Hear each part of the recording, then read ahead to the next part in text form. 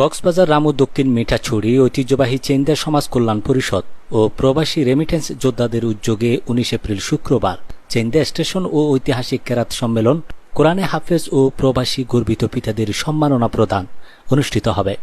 উক্ত কেরাত সম্মেলনে প্রধান কারি হিসেবে তেলাওয়াত করবেন কক্সবাজার জেলার গৌরব আন্তর্জাতিক পুরস্কার প্রাপ্ত কারি হাফেজ মুশফিকুর রহমান।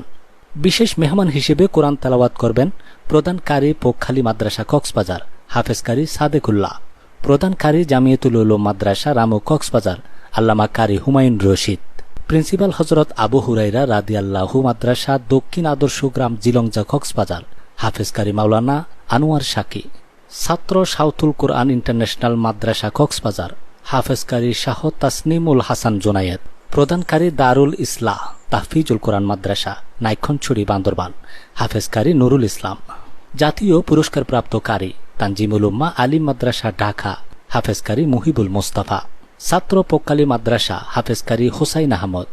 এছাড়াও কক্সবাজার জেলার বিভিন্ন কারিগণ ও দেশ বরেণ্য কারিগণ উপস্থিত থাকবেন। এতে সকলের উপস্থিতি ও দোয়া কামনা করেন চেন্দা সমাজ কল্যাণ পরিষদ।